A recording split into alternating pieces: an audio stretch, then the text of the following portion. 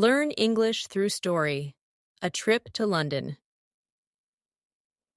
Chapter 1. A dream comes true. My name is Alex. I am 25 years old. I live in a small town. For many years, I dreamed about visiting London. I saw pictures of London in books, magazines, and on the internet. I loved the old buildings, the famous landmarks, and the red double-decker buses. Every evening after work, I studied English. I watched videos, listened to simple podcasts, and read short stories. I wanted to improve my English because I knew it would help me during my trip. One day, I received wonderful news. My company gave me a week of vacation. I checked my savings account and realized I finally had enough money to travel to London. I was very excited. That evening, I opened my laptop and searched for flights.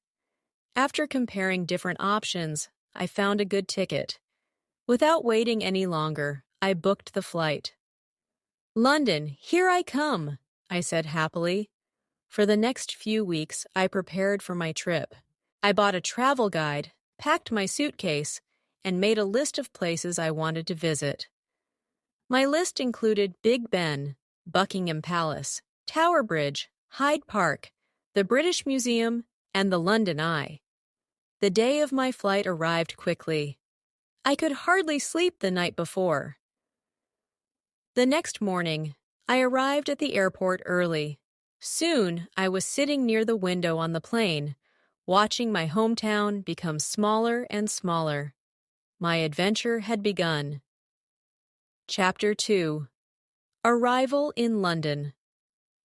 After several hours, the plane landed at Heathrow Airport. I looked through the window and saw London for the first time. Inside the airport, I followed the signs to passport control. An officer checked my passport and asked a few questions. After that, he smiled and welcomed me to the United Kingdom. Outside the airport, I noticed something different immediately. Cars were driving on the left side of the road. It felt strange because I was not used to it. I took a train to the city center. Through the window, I saw beautiful buildings, parks, busy streets, and people from many different countries. When I arrived at my hotel, I checked in and went to my room. It was small but comfortable. I looked out the window and saw the city below. London felt alive. I decided not to waste any time. I grabbed my camera and went outside. Chapter 3. The red bus. One of the first things I wanted to do was ride a famous red double-decker bus. Soon, a bright red bus arrived. I climbed to the upper deck and sat at the front. The view was amazing. I could see shops, restaurants, offices, and historic buildings. People were walking quickly. Some were drinking coffee. Others were talking with friends. An elderly man sat beside me. "First time in London?" he asked. "Yes," I answered. "Welcome to our city." "Thank you." "What would you like to see?" "Everything," I said. The man laughed. "Then 1 week is not enough." I laughed too. The bus passed many famous places. Every street seemed to tell a story. Chapter 4. Big Ben and Westminster. The next place I visited was Big Ben. When I saw it for the first time, I stopped walking. It looked even more impressive than in photographs. Tourists from all over the world were taking pictures. I asked a woman to take a photo of me. After that, I walked around Westminster. The buildings were beautiful, and the atmosphere felt special. I crossed a bridge and looked at the River Thames. Boats moved slowly across the water. I sat on a bench and watched the city around me. For the first time in months, I felt completely relaxed. Chapter 5.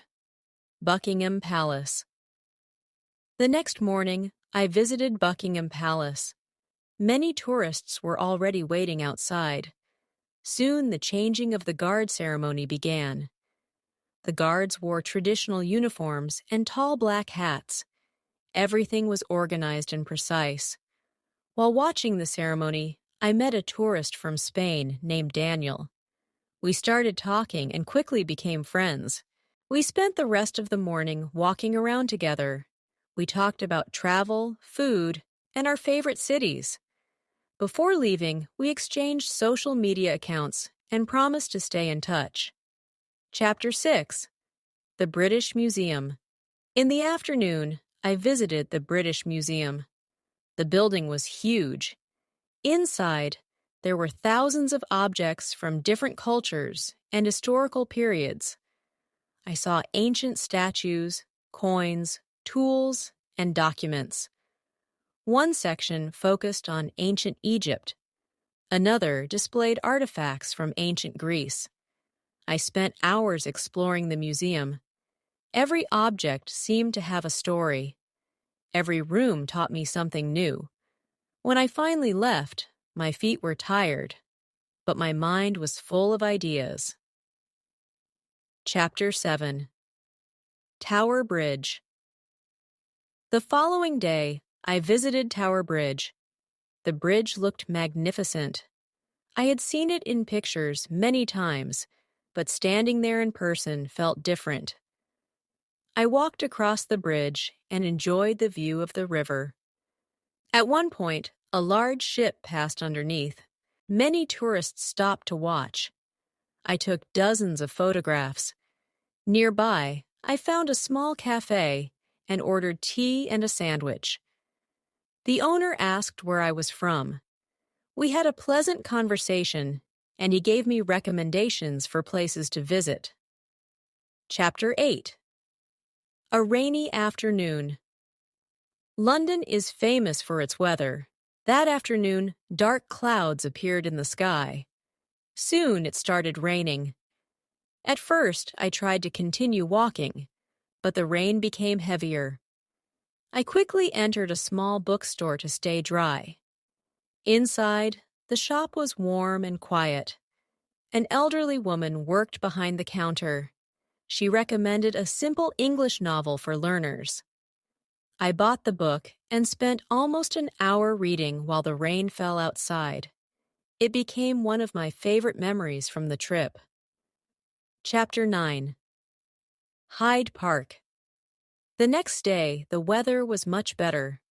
I visited Hyde Park early in the morning. The park was peaceful and beautiful.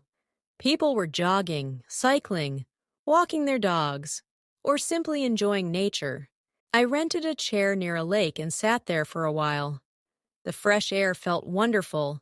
I watched ducks swimming across the water and listened to birds singing.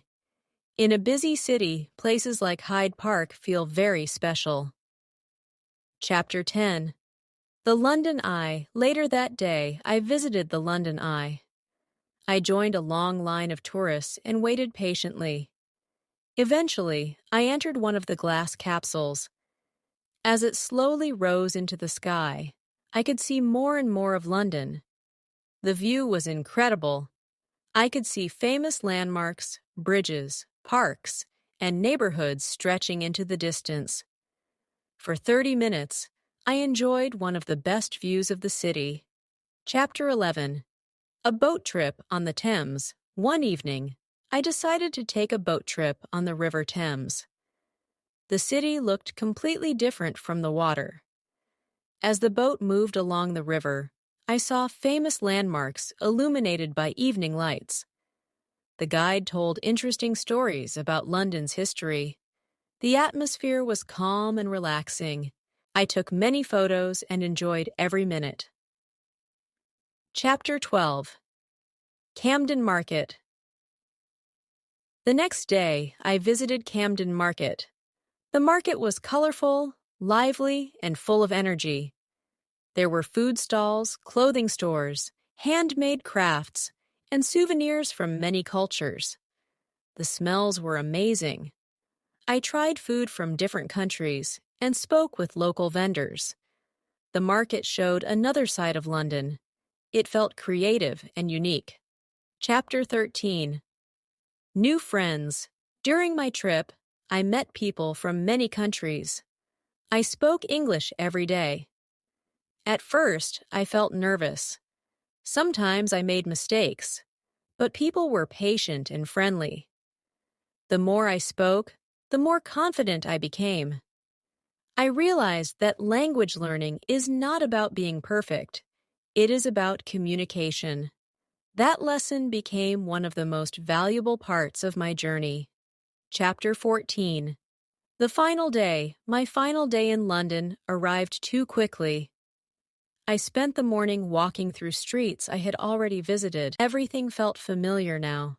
I stopped at my favorite cafe and ordered tea one last time.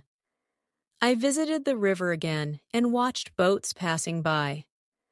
I thought about everything I had experienced during the week. I had seen famous landmarks, met new friends, improved my English, and created unforgettable memories. Chapter 15. Goodbye, London. The next morning, I packed my suitcase and checked out of the hotel. On the train to Heathrow Airport, I looked out the window and watched the city pass by. I felt both happy and sad. Happy because my trip had been wonderful. Sad because it was ending. At the airport, I thought about all the places I had visited and all the people I had met. When the plane finally took off, I looked down at London one last time. I knew I would never forget this journey.